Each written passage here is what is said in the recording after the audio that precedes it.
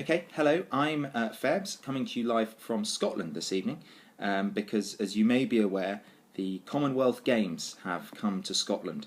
There are two cities in Scotland, Glasgow, which is where the Games are taking place, and Edinburgh, which is where I've been sent by Eightlane. So that's going to hamper us a little bit, probably won't see any action, but the good news is Scotland, from what I understand, so the advice that I give will be just as prevalent in Glasgow as it would be here. Obviously, the main thing to be aware of is there is quite a heavy language barrier up here. They don't speak English, they speak a different dialect called Scottish. I'm going to give you some key phrases. I means yes, nay means no, canny means can't, and can he be doing with this, just no means piss off, and they're likely to get violent after saying something like that, so be very, very careful. Another thing to be aware of is sometimes they may seem a little bit threatening when actually they're not being threatening at all. I'm going to batter you is something they just say to Mars bars. It's not something that they mean literally. I'm going to head out to Edinburgh now and see if we can have a look at Scotland and give you a greater understanding of the place, the country that is Scotland. It's important to remember that Scotland is very much a first world nation now. It's had running water since 2001, it's had electricity since 2008, and it's had sport since 2009. However, sport is something that's looked on very suspiciously here. That's chiefly because they're not very good at it, which is why I advise, if you do come to Scotland, do avoid running in running kit.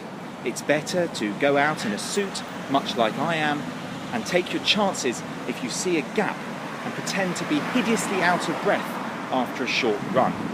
I'm going to demonstrate this now.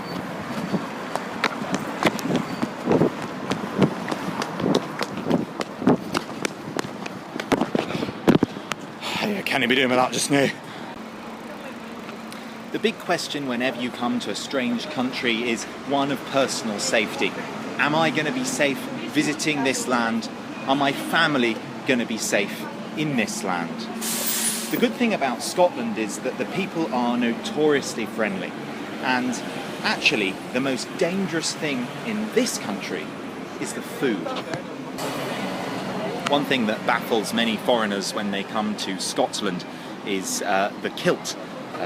It is something that, although it looks like it should be worn by a woman, it is in fact worn by a man. Please don't laugh if you see a man wearing a kilt. It is a matter of great national pride for the Scots. I've got an example here. What I'm about to show you will be perfectly acceptable for a man to wear. Indeed, many Scots do wear stuff like this.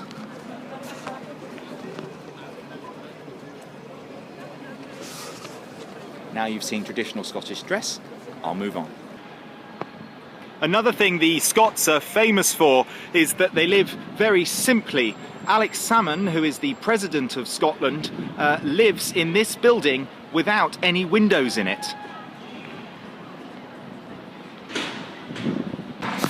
Now, it would be fair to say that the Scots are not that good when it comes to engineering.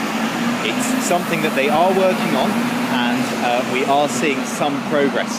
However, there was national embarrassment in 2010 when they attempted to build a cable car in Edinburgh. It was thought that it would whisk Scots across the city in record time. Unfortunately, what they ended up building was this.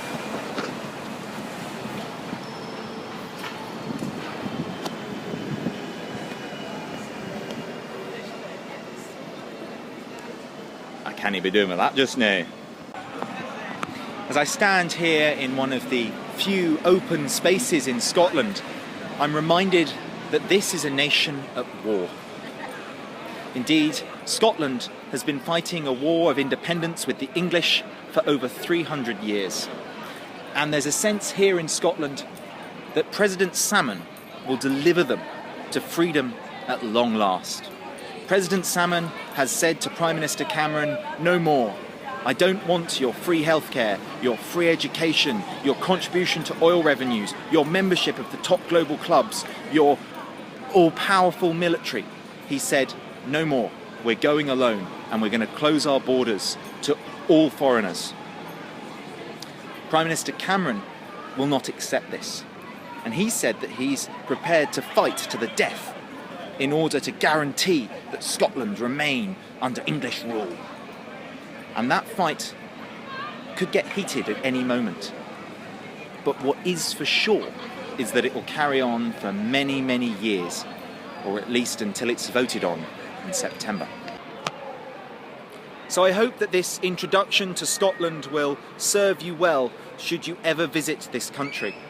I get a feeling here that it's very much a teenager in country terms. It's trying to find its way in the world, trying to find its role in the world, and trying to free itself from troublesome parents.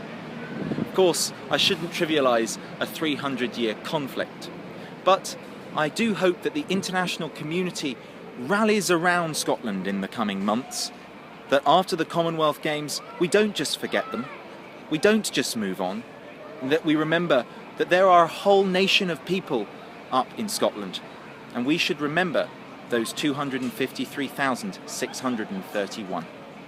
James Fairbairn, 8 Lane in Scotland.